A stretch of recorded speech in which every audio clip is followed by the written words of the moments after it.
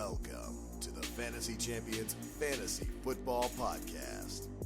Here's your host, Morgan Colby and Rick Lemon.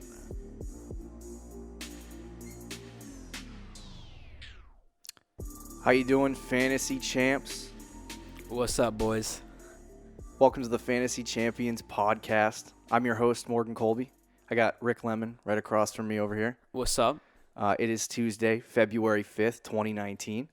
And I cannot friggin' believe the fantasy season, not even fantasy, football in general, is over. Super Bowl 53 was this past Sunday. And it was maybe the most boring game I've ever watched in my entire life.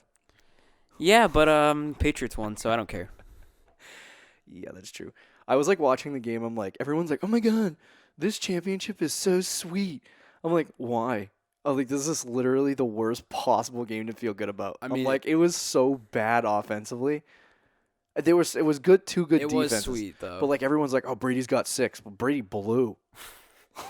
So bad. Like, I don't even want to give him 6. I want to give 6 to the defense and Belichick, but not Brady. Yeah, but Sorry, we still Brady. won, though. Yeah, so if you're not a Patriots fan, though, it must have sucked. Yeah, you guys At least you got to see Big Boy, though, at halftime. Yeah, Big Boy was pretty lit. Travis Scott hitting the... And Travis Scott was... Yeah. The I like Travis Scott, but... The SpongeBob intro, though, bro. Yeah, but they could have done more, man. Sweet Victory.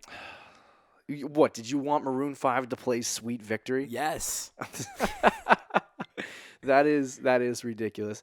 All in all, it's actually kind of, it was a, it's funny. I heard somebody on ESPN, I believe today, he was freaking out. He's like, all these people that say the Super Bowl was boring, why are you even watching? If you didn't like it, just turn it off. And I was like, he's not wrong. He's like, why? He's like, you obviously sat there and put yourself through the torture of watching this game, so there must have been something interesting about it. And I'm like, yeah, it's true. It was actually a relatively decent game. It wasn't like a horrible game. It's just not what you expected after like the highest scoring NFL season in the history of the game.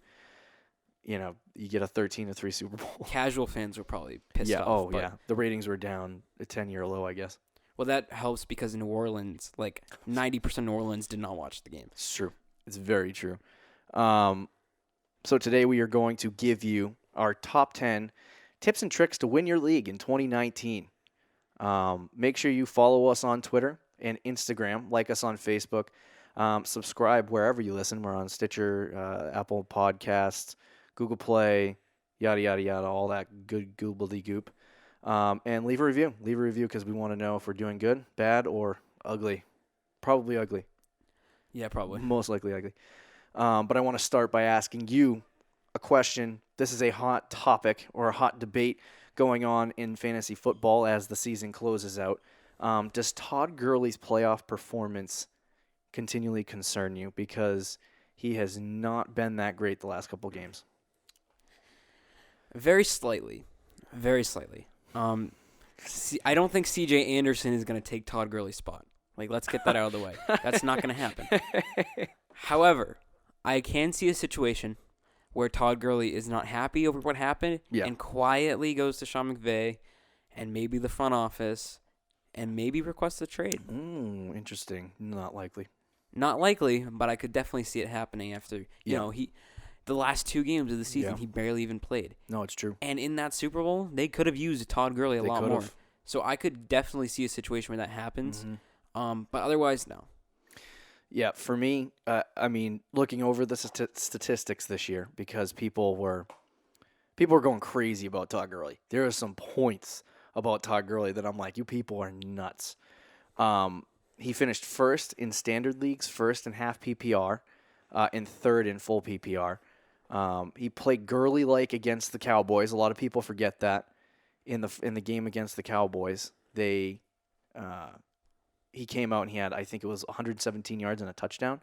Mm-hmm. And so that was actually a decent game for Todd Gurley. Not a 2-touchdown, 250, all-purpose yard game. Like, that's a little bit ridiculous. But, he did have a good game against the Cowboys. It's funny because everything around the NFC Championship game and the Super Bowl, everything between feels like a whole month of football talk.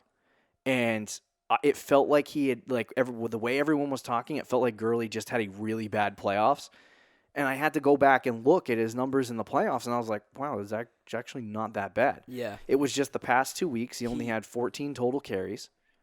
The past 2 games, Super Bowl and NFC Championship combined, he only had 14 total carries for, I don't even know, 74 yards. It was only like 3.2 yards a carry. He just wasn't looking good. He was off for some reason. Especially the Saints game. That Saints game, he was crapping his pants in the first half. But, I mean, he didn't really get too much of a chance in the Super Bowl, I don't think. Not at all. And there were spots where he was open in that game, and Goff just didn't see him, especially early on. Big time. I think what ended up happening in that game was that C.J. Anderson played so well that they were like, let's just roll with this guy the whole game. Because, I mean, do you think the Saints went into a training room and said, we got a game plan for C.J. Anderson? No. They didn't even prepare something for C.J. Anderson. So I think that was just Sean McVay being like, let's go with the hot hand for this game. I think they fully expected to feed Gurley in the Super Bowl, and I think the Patriots had an answer for him, but you only gave him 10 carries in the game. I'm like, that's you're in the Super Bowl. Feed your guy. He had 1 carry that was like 25 yards. I'm like, just let him do his thing. Yeah. Get Gurley in the game. Will this affect his draft stock? Probably. You think so? Yeah, I think it's going to affect his draft stock. He might go 1 spot less. Well, 2 or 3. Should it affect his draft stock? No, not at all. I don't think it should. The only thing that concerns me is the fact that Andrew Whitworth, their star run blocking offensive lineman, is expected to retire. It's not confirmed. He might retire. If that happens, that gives me a little pause for concern for Todd Gurley. None of what happened with C.J. Anderson or in the playoffs gives me concern whatsoever. I'm like, if I'm number 1 overall, I'm taking Todd Gurley. And that's more specifically because I think the second guy on the board, Saquon Barkley, is going to have a rookie hangover in his year too. And when I say rookie hangover, don't castrate me, people. Don't murder me for saying that he's going to have a bad year. By bad year, I mean like maybe finish 8. Like 7 or 8. Yeah. No, Saquon Barkley's a talented guy. I just don't think he has an offensive line or anything. But that's the only thing that gives me concern about Todd Gurley is the Andrew Whitworth thing. C.J. Anderson, not even under contract for next year. People are saying that he's going to steal snaps. We don't even know if he's coming back to the Rams. So there's a lot to be figured out there. And Gurley's going to get the workload he got last year. If you're I don't even know if people do draft lotteries like our league, but if you already know where you're picking and you're picking 1, take Todd Gurley in your redraft league. Take Todd Gurley. Don't even waste your breath worrying or waste your time worrying about it. We have a little bit different opinions on this, but he's gonna. He had 256 attempts for 2018. He's gonna get it again in 2019. Todd Gurley's gonna be good. I mean, he might finish top 3. What difference does it make if he finishes 3-1? Like the difference in a half PPR setting. Todd Gurley had, I think it was 342 fantasy points, and that might be wrong. And it was like a difference of 2.5 fantasy points between Saquon Barkley and Todd Gurley. So I mean, to me, you drafted one of those guys, like you still made. That's out. true. Yeah, you get either one of them. To me, like you're still getting an RB1, you're still getting a stud. So don't waste your time worrying about Todd Gurley. The question I was asking myself is, what is a bust of Todd Gurley? Like next year, what, top 5? Anything outside the top 3, probably. Yeah. Anything outside the top 3. It's like that's still good. It is. That's Alvin Kamara numbers. You're still getting an RB1 if he goes if he's the 5th best running back in the league, fantasy wise. Yeah. That's still a solid RB1. Very true. Let's move on. Tips and tricks. So we are going to give you our top 10 tips and tricks for the 2019 season. That's why you're here. You saw it in the headline, the name of the show. So many people are looking for tips and tricks in their fantasy league, and a lot of people are getting falsified, horrible, terrible information. And we want to give you great tips. So how we're going to do it is I'll give my tip, Rick will give his tip, and we'll just keep going back and forth. So I'll start at 10. ADP is your friend. Most definitely. ADP is your friend. Big time. It shocks me that no one uses ADP as effectively as they should. It's kind of funny because it's literally, to me, it's like a cheat code for drafting. I'm like, why are people not using ADP? Like, they're like, oh yeah, I use it when I draft, but I don't really use it. I'm like, well, you're not really using it if you're just using it while you draft. So I want to give you a little example of what this means. This is how I use ADP. So you're in a redraft league with your buddies, and like our league, me and Rick's league, we do a draft lottery system to determine the picks. And so months in advance, we know what pick we have. So you know where you're going to draft ahead of time. I got the 5th pick. We're in a snake draft, right? You got the 5th pick in the first round. That means next round you're getting 16th. Following round you're getting 25th. Following round you're getting 36th. You know where you're drafting the entire draft from rounds 1 to 15 if you have a 15-player league. So say you're in the 3rd round and you got the 5th round pick. That means you got the 25th pick in the draft, right?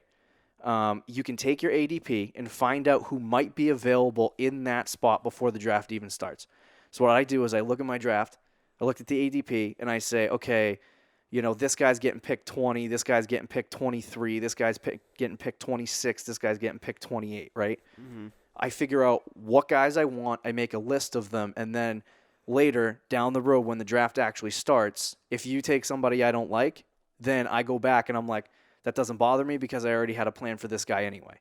So it basically forces me to create 4 separate plans in each round to understand what guy you're going to get. Last year, I predicted the first 5 rounds of my draft successfully and what guys I wanted just by using this strategy. So I like to look through each round. I like to make sure that I'm getting the guy that I want.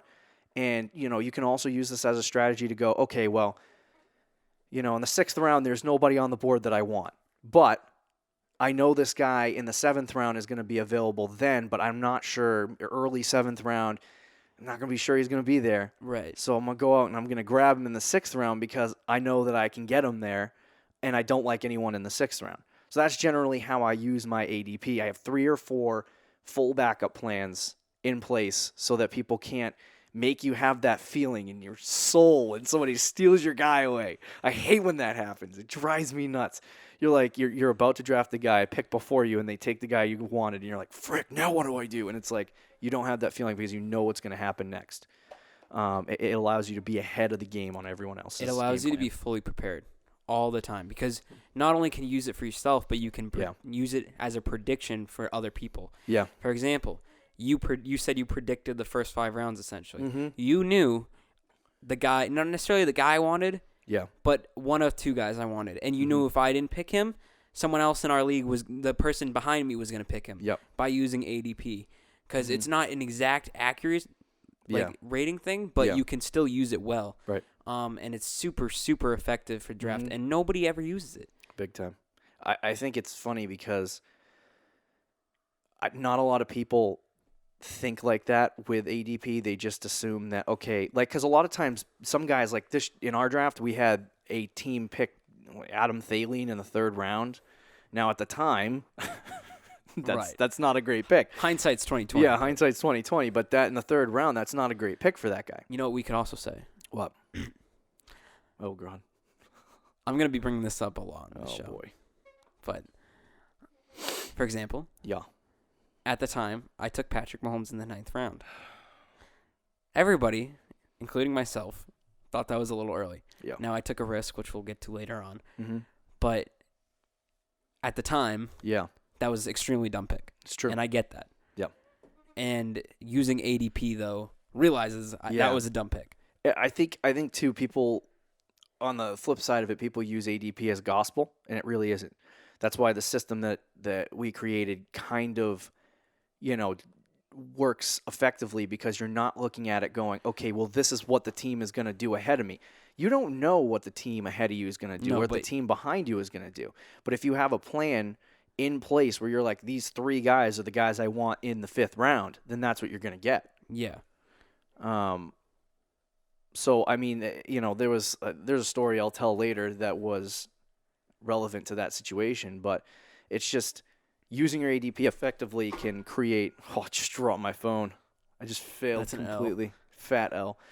Using your ADP effectively can boost your chances of creating a very, very good team through the draft. It's not the only thing you have to do when you're trying to win a fantasy league, but it's a very important step to building a great fantasy team.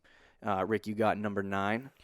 Well, number 9, quarterbacks aren't as important as you think. Yes, ma'am. Now, people always they want to get that first quarterback, right? Yeah. You want to get Aaron Rodgers. This year, you're going to want to get Patrick Mahomes. I'm going to want to get Patrick Mahomes because I'm a Patrick Mahomes guy. But historically speaking, in fantasy drafts, it is better to take a quarterback later on in the draft. Right. We're looking at guys who succeeded last year, going by their average ADP. Jared Goff, who was for most of the year top 5 fantasy quarterback, even top 3, was 13 for average ADP according to Fantasy Pros. Sorry, he was 15. Matt Ryan finished number 2 in fantasy points, standard league, average ADP 13. Patrick Mahomes was number 1, average ADP 16. There's a lot of guys you can get in the back end of the draft that you're not going to have to waste a third-round pick that is extremely valuable for a running back or wide receiver that you can get for a quarterback. Quarterbacks aren't that important. Wait on them. Unless you're sitting there in the 4th round and Aaron Rodgers is there or Patrick Mahomes. Take him. Yeah, Aaron Rodgers this year's a bad example. Take him right now. Right. If he falls into your lap, it's a different story. Yeah. But for the most part, you're going to want to wait on quarterbacks. Yeah, big time. I also want to note that I will be forever streaming quarterbacks. This I don't necessarily agree with, but I got burned this year. I burned in the past in general. So this is the story I was referring to in the last tip. I made the mistake of drafting Carson Wentz in the 5th round because I fell in love with the guy. I had Carson Wentz the previous year. He was a beast. He tore his ACL. I believed in him. His ADP was projecting him to go in the 6th round. It was right before my pick, and I got nervous, so I'm like, I'm going to take him in the 5th round. Now, had I not done that, I would have ended up with Joe Mixon, who I was targeting in that round. Perfect example. I was targeting them in that round, but I was like, oh, I like Carson Wentz, so I'm going to go after him. So I went after Carson Wentz, and I took a quarterback way too high. The quarterback position is the most overrated position in fantasy, people. So overrated. Hot take. Just because quarterbacks score more fantasy points doesn't mean their position is more important. I think a lot of people get lost in that hemisphere of thinking that. I 100% agree with that. Thinking that just because a quarterback can score 370 fantasy points like Mahomes or something ridiculous like that. Well, Mahomes, I think, is a little bit of a bad example because if you had Mahomes, he kind of won you a fantasy league. Yeah. He was a Todd Gurley level player. Yeah. But for the most part, yes, quarterbacks score more than any other position. Right. However, you could have 9 to 10 quarterbacks all within a 20-point radius of each other. And chances are you're in a 10-team league. Each team is going to have one of those quarterbacks. Yeah. Which means the difference between the number 1 quarterback and the number 10 quarterback isn't going to be that much in a given year. I think every single week in fantasy, there's a quarterback that finished with 20-plus fantasy points this year. Every single week. You can find, for me, this is the why I look at this, is that I calculated the averages of what you have to do. We calculated the averages of what you have to do as a quarterback in order to be successful, have a successful week in fantasy. And 20-plus fantasy points is right around that threshold. Yeah. Of course, it's nice to get 30, but obviously that doesn't always happen. 6% of the time this year, a quarterback got 30, and 3% of the time, a quarterback got 40. So you're telling me, friggin' 6% of the time a guy got 30 or 40 points. That's not really a high percentage. Go after the 20-plus points. Go after the 25-plus points. If you take 25 points a week, add it together over a 16-week season, you will get more fantasy points than what Patrick Mahomes scored this year, or right around the same area. And that is just it's not that hard to stream quarterbacks. It really isn't. Just find the guy on a good matchup and stick him in your lineup. And if you end up successfully doing that on a week-to-week basis, you're going to end up with a Patrick Mahomes. Yeah, sure, you don't have the big name to sit there at quarterback all year, I mean. But you can find production through streaming. Don't waste an early round draft pick on a quarterback. That would be, for me personally, that would be like a backup plan. I would try to find this year's Patrick Mahomes later in the draft. Definitely. But if I swing and miss, your season's not over. Will I be taking Baker Mayfield or Josh Allen late in my drafts this next year? Probably, yeah. Mm-hmm. But am I going to start them week 1? No. Unless they have a good matchup, no. I'm going to stream quarterbacks. A good way to go about this is to stream quarterbacks up until you find one that is successful enough for you to, like, for you, it took 1 week. Right. You found Patrick Mahomes. So for most people, it takes 6 or 7 weeks to find that guy. But if you find the guy, let him stick on your team. I just don't like the fact where you get a guy like Andrew Luck, who was a beast all year, 25 fantasy points a week, consistent. And then in the last month of the season, when I relied on him in my fantasy playoffs, he had something like 6 and 10 fantasy points. And it's like, that is not what I want from my starting guy. I'd rather stream quarterbacks and take a risk there than let Andrew Luck sit in my starting lineup the whole season and beat me up. Because there was even games where Patrick Mahomes didn't do well, and you almost lost those games. So don't waste an early round draft pick. Not even on Mahomes. Please, people, do not draft Mahomes early. I might do it. He might do it. That's because you look at Mahomes as some kind of league winner boss. Patrick Mahomes. Dang. He is a league winner. Freaking Patrick At least Mahomes. this year he was. I'm going to give you tip number 8. Be wise. Be wise with your flex. So this is an interesting thing that I have learned over the last couple of years. The flex position is not just for starting running backs and wide receivers, and everyone's like, what do you mean? Oh, yeah, it's not. You got to think strategically. This is not, you're not adding tight ends unless that's what your league does. Feel free. Mm-hmm. Not that you would ever want to start a tight end in your flex spot. That would be awful. There is the super flex with quarterbacks and tight ends involved, but generally speaking, in a regular league where RBs and wide receivers are the only flex position that you got to think strategically. If you have a starting running back in your flex, and you have an RB1 who's on the injury report listed as questionable, right? And that that flex, or that RB1 is starting on Sunday, and you have a flex that's starting on Thursday night, start the Thursday night running back in your starting RB1 position. And a lot of people are like, wait a minute, why would I do that? Because it allows you on Sunday, if the RB1 that you have is inactive, you can use a wide receiver or a running back on your bench to replace them in your flex.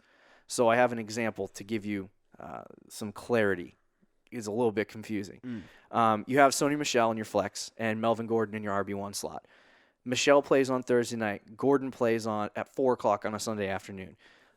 Gordon happens to be on the injury report as listed as questionable, so you don't know if he's going to play. No one knows if he's going to play. You move Gordon to your flex and put Michel in your starting RB1 slot, allowing him to start on Thursday Night Football. And then when Sunday rolls around and Melvin Gordon is listed as an active, boom, now you can use a wide receiver or a running back to replace that flex spot. So it's kind of an effective strategy. You do the same thing on Monday night too. If you have a guy playing on Monday Night Football, you want to stick them in your flex spot instead. So if I have Melvin Gordon playing on Monday Night Football, right, I'll put Melvin Gordon in my flex spot just as an opportunity to say, okay, well, if my guy doesn't play, I can put a wide receiver or another running back into that position in case. It gives you more flexibility and more options, hence the position flex. Yeah, I mean, it's something that not a lot of people even think of. It's not like that complicated to do either, and it doesn't take a lot of effort. Yeah. But it helps a lot. And not always is he going to be questionable or whatever. He might be limited. If he's a limited participant in practice, I'm putting him in that flex spot just in case. Right. I mean, it seems so simple, but little things like that can make a difference in your league. They can help you win your league. Because you might have a really solid WR3 that you can start at your flex spot, and your running backs on your bench blow, which has happened to me, happens to you. Yeah. And that's going to make a huge difference because that could be the difference between 10 points. And 10 points in a lot of competitive leagues is the difference in games. Yeah, I had Tyler Lockett sitting on my bench. You had him first half of the season. I had second half of the season. Lockett did not start a game in our league, but that's one of those things where if you hold on to him for a specific amount of time, that's a good flex option. He is, yeah. And if a guy is out, there was one circumstance, a guy in a league I was playing in had Melvin Gordon, and I think a lot of people had this problem, but Melvin Gordon was playing at 9 o'clock on Sunday morning. Right.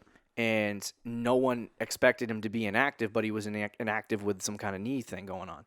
So he was inactive for that game, and then people woke up on the East Coast for, some game happening at London at 9 a.m., and they didn't take Melvin Gordon out of their lineup. But had they been prepared and understood that they would have been able to move some things around and try to get themselves. Easier. It would have been much easier for them to win their week. I believe the person in our league that had Melvin Gordon that week lost their week because. Yeah, I think I was playing that person. Oh, Actually.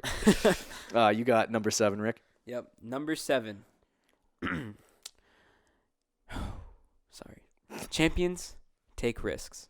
So I was a champion Oh boy. this year, actually. I was a champion a few years Here we ago too, go. but that's no. I'm not gonna go there. Here we go. Champions take risks. So what I mean by that, I'm not just talking draft. Mm-hmm. I'm not just talking trades. I'm talking in all of fantasy. Example. Yeah. We already brought this up, but the Patrick Mahomes in the 9th round. Mm-hmm. Everyone in that draft room was roasting me, and Yeah. I would have been roasting me too. But I believed in Patrick Mahomes. I believed in his weapons. Yeah. And I didn't think he was going to be that good, but I took a chance on him. And I had a good backup plan in Drew Brees Yeah. and ended up paying off. You look at some trades. You'll make some trades that you'll be like, oh, Why I don't, am I doing this? Yeah. Right. But you'll have a plan. In your head. Yeah. Always have you a plan. You always have a good backup plan.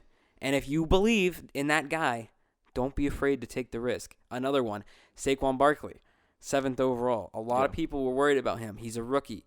The offensive line is shaky. Yeah. And he could have very easily flaked. Mm-hmm. But if you believe in the player, don't be afraid to take a risk because a lot of things are going to happen in your favor and a lot of things are going to go the other way too. Yeah. It's just a matter of things that you hit on. So don't be afraid to take risks on big things either. Because if you can hit on a few big things, those other things that won't go your way won't matter as much. Yeah. Sometimes risks won't pay off, but you got to take them anyway. And it's important to take them. If you're getting an offer to trade you like, don't.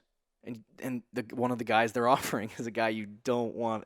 You know, the guy that you don't want to give up is in the deal. Mm-hmm. A certain player, you know, it's too risky to take the deal. Yeah. Do the deal. Yeah. You're freaking out about it. Just do the deal. Like, okay, you don't want to give that guy up. That means you're overvaluing them. And if you're interested in a deal, that means it's probably a fair deal. Now, obviously, don't be stupid if you're in love with a guy, but take the risk. No team ever won a fantasy league by playing it safe, except for somebody we know. Yeah. One year. one year. So playing it safe doesn't win your league. I can give you actually, I'm going to save that example for later. But, yeah, no, I think you got to take risks in your leagues. You got to put yourself out there. I think there was a deal that we made that was a blockbuster last year. It was like a 3-team deal with 3 different players, or I had like 7 different new players on my roster after this deal, and I was sweating.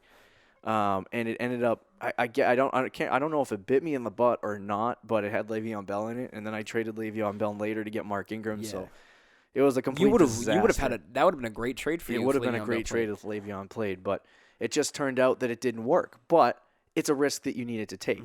Mm-hmm. So in the end, don't play it safe. You know, go out and do what you can to win your league. The two most traded teams, the 2 teams that made the most trades in our personal fantasy league was me and you. We were the 2 highest scoring teams in the league. That's not a coincidence. It's not a coincidence at all.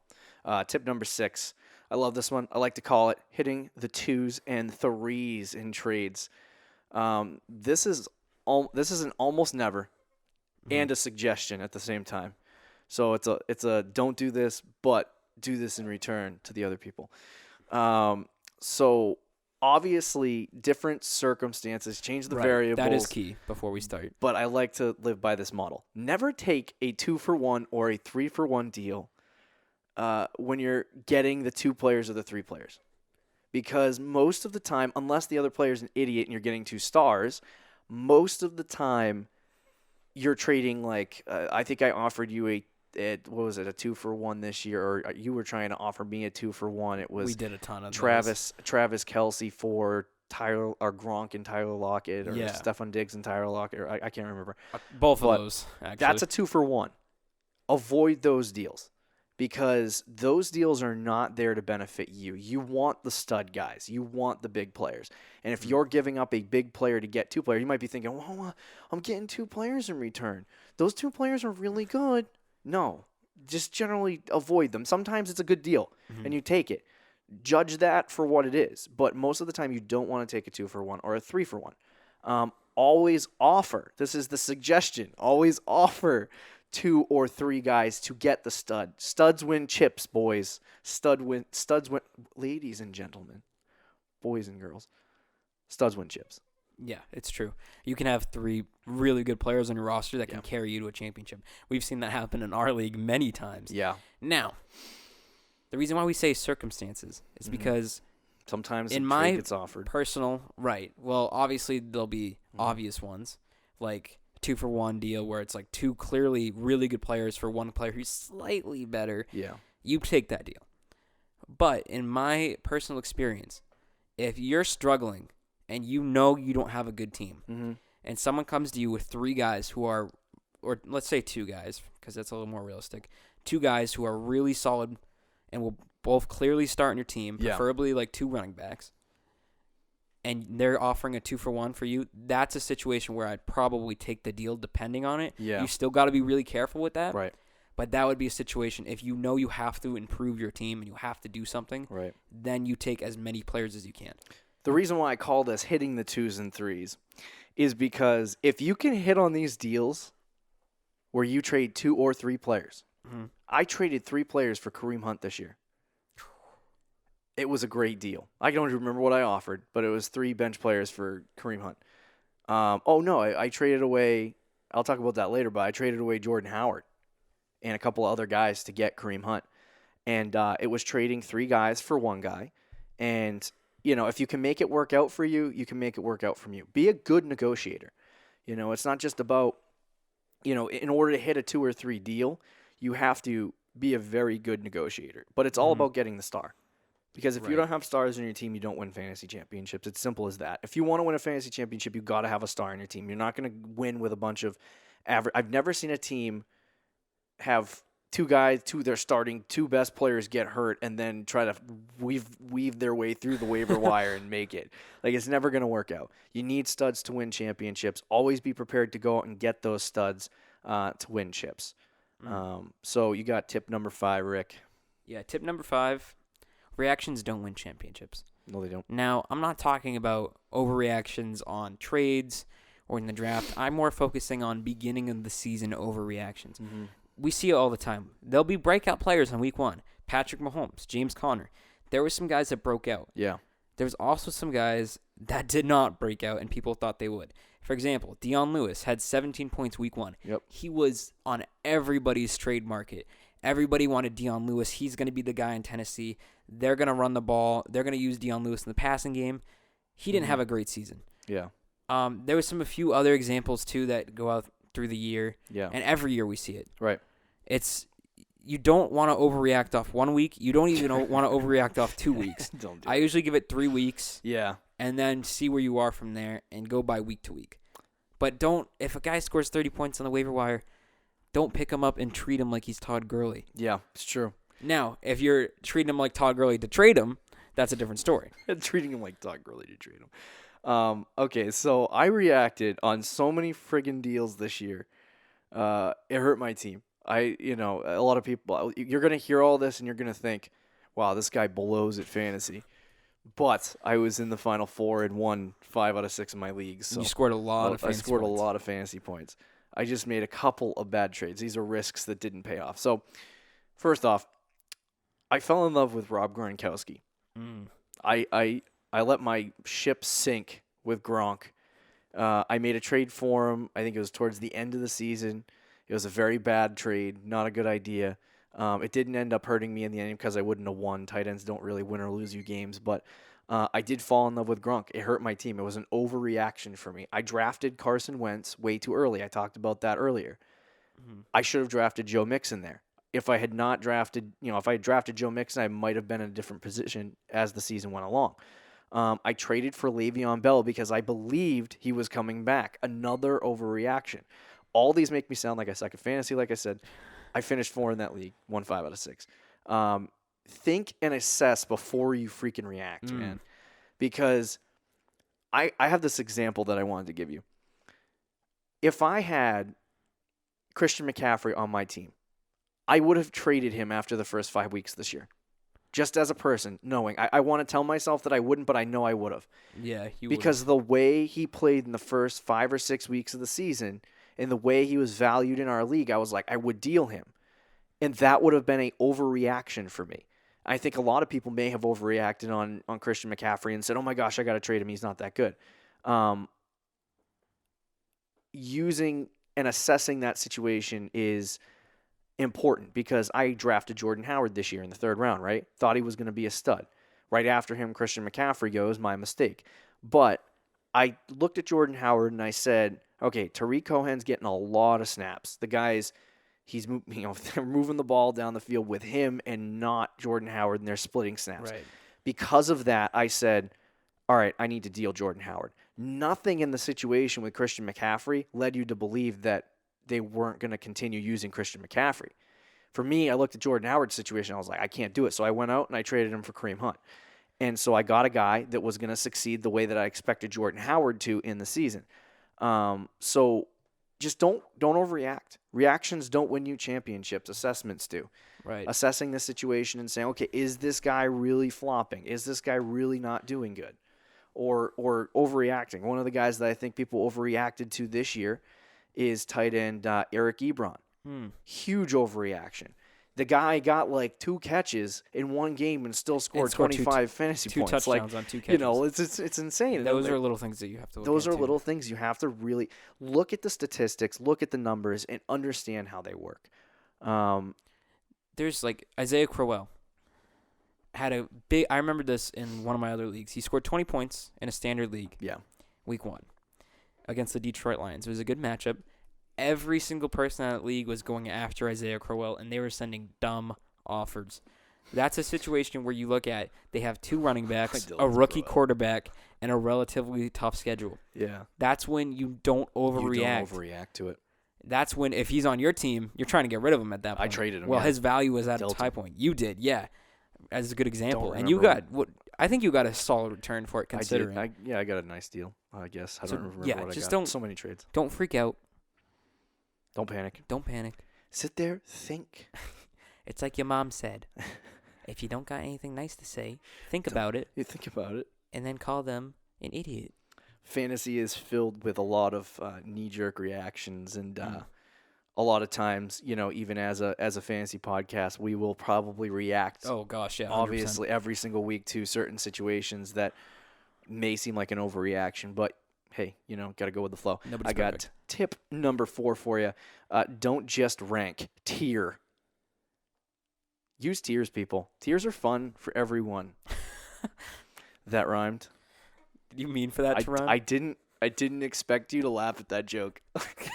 I did not expect you to laugh at that joke at all. It was such a dad joke. It is a dad joke, and I had a sound effect cued and everything, and you laughed at it. It literally says in my notes, if no one laughs, hit the cricket button. Wow. So I'm gonna explain tiers to you. So let's break it down.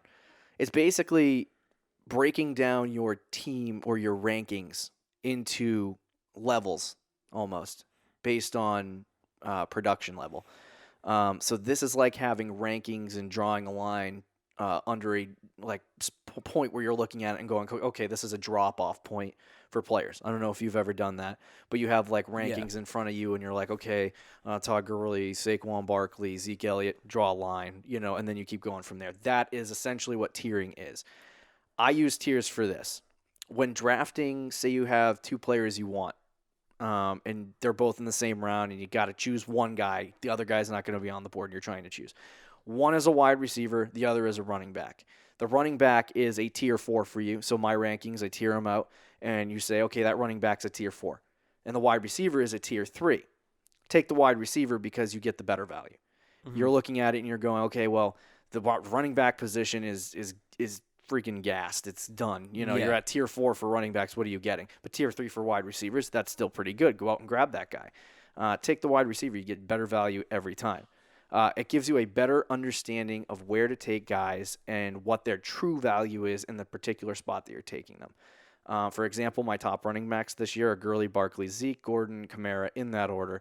Tier 1 would be Gurley, Barkley, and Zeke. Tier 2 would be Gordon and Kamara because there is a drop-off right after Zeke. So, to me, there is a slight drop-off, and that's what tiering players is about, finding that drop-off and saying, okay, where is this guy going to go? And then you use that in your drafts. empty that. There's going to be times where there's runs on guys. You go on a run of running backs, and you're like, oh, crap. All these running backs are coming off the board. Right. You empty the tank at running back, and then you go to wide receiver, and that's how I look at it when you're trying to decide between a wide receiver, running back, tight end, whatever it is. You take that guy at that particular spot because of the value. So tiering guys in drafts is so important, and in the regular season too. Understanding what guys are good and what guys are bad. Yeah, it helps you make trades. So those are my thoughts on tiering. Tiering is important. It's something I want to get better at because I usually don't do that.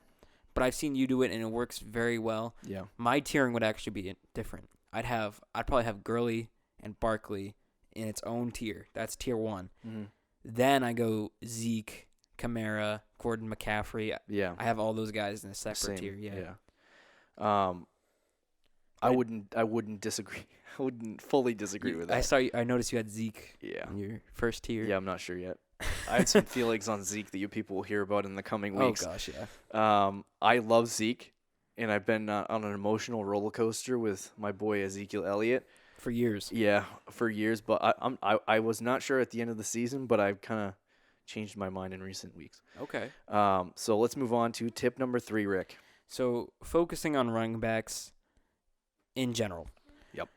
Your top focus in fantasy should not be Patrick Mahomes. Yep. It should not be Antonio Brown. Yep. It should be Todd Gurley. It should be Saquon Barkley. It should be the running backs. An example for you, I think we both agree that running backs and wide receivers are number 1 and 2, right? Wide receivers are the second most important. Yep. So the difference between Tyreek Hill and Todd Gurley, the number 1 wide receiver and the number 1 running back in standard. I think Tyreek Hill was number 1 in standard. Yeah. In standard leagues, we'll go standard. Is 70 fantasy points. That is a major difference. Yeah. Major. Mm-hmm. Todd Gurley was awesome, but Barkley and some other guys, well, Barkley and Kamara and McCaffrey weren't that far behind him. Yeah. They were all ahead of Tyreek Hill. You have to focus on running backs. Running backs will win you the league. Yeah. If you have 2 really good running backs, that's going to make such a big difference. Yeah, it's huge. I think people spend too much time drafting and looking at the wide receiver position as a whole. I hate the strategy of drafting wide receivers first. It's literally the dumbest strategy on the face of the earth, unless you're in a PPR format. The dumbest strategy on the I've seen people in standard and half PPR leagues draft wide receivers so high.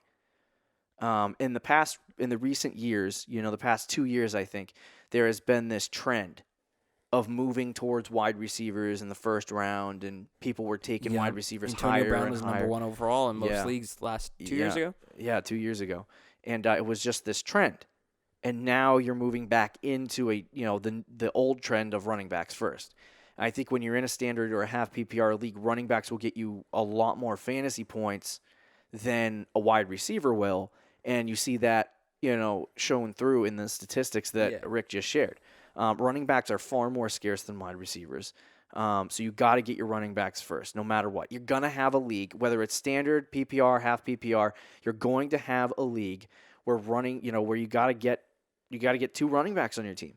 You're going to have to do that. 2 running backs I think are more valuable than a wide receiver. Even in a PPR, even the wide receivers score more fantasy points than running backs in a PPR league most of the time.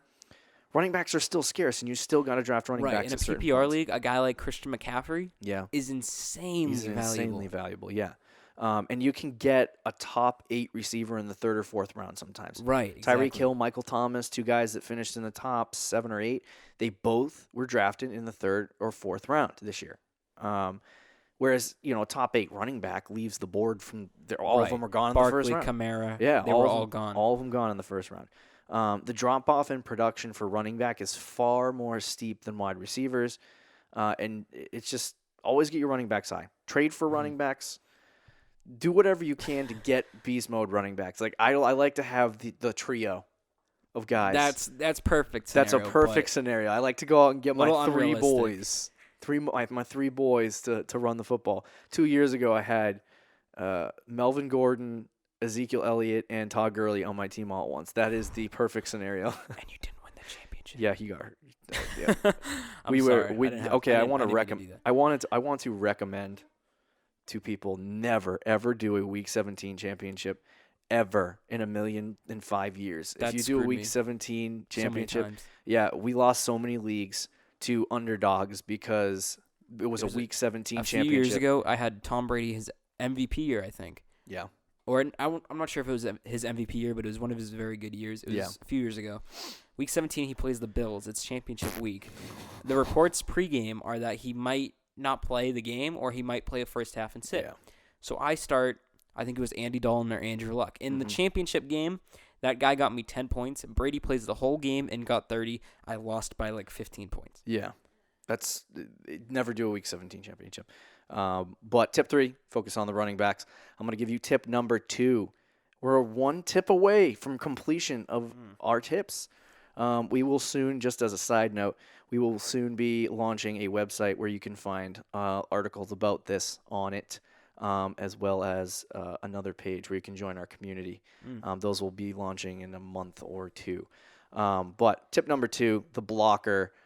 I like to call it the blocker because this one's actually kind of funny and devious. In fantasy, you got to be a little devious. Got to do some dirty things. Oh boy. Now, some people have questioned my motives in the past. Some people, including myself. Okay, so I get a lot of information before people like in the normal world do. Because you're always on your phone. And I'm always on the internet. Yeah. And so people get a lot of information. They don't get information as fast as I do. So I found out that Le'Veon. I was following it all day. There was I found a news feed online that had the day Le'Veon Bell was supposed to report the last day. I found a camera feed online that showed outside the stadium where Le'Veon Bell would drive in. I was watching that. It's a little freaky. I was stalking Le'Veon Bell. I love you, Le'Veon Bell. But I was watching it all just to find out and see how it unfolded to see if the guy would go. And I had this thought after it was reported that he wasn't going to report to the Steelers.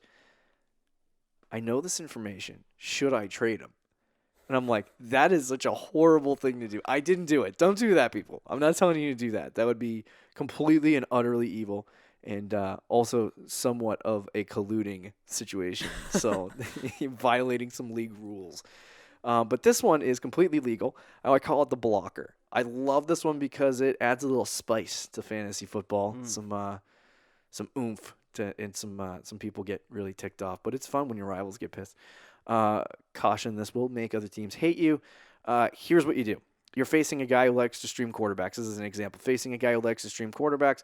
If you have the roster space, go out and snag all of the quarterbacks who are on a good matchup that week. And you're facing that team, how damaging that is for that guy. Block the other team from getting guys off the waiver wire. It's so lit and also kind of evil, but hey, fantasy is cutthroat, so why not? I like to call it the blocker. It's kind of evil. That is a little evil, I think. A little evil. But hey, you got to win your league. You got to do what you do to win the league. Fair enough. Do you want to hear the number 1 tip? Yeah, let's do it. Number 1 tip. Handcuffed. Now, let me take you back just a few months. You're playing in your league. You have a really good bench at the end of the season. You're thinking to yourself, man, if I have an injury, I'm okay because I have a good bench. All of a sudden, you look on your phone, and look at that. Kareem Hunt beat up a girl. He's not on the Chiefs anymore. Nope. Well, that stinks because now my good bench player is Tyler Lockett, and he's going to get me 6 fantasy points in the playoffs. Mm-hmm.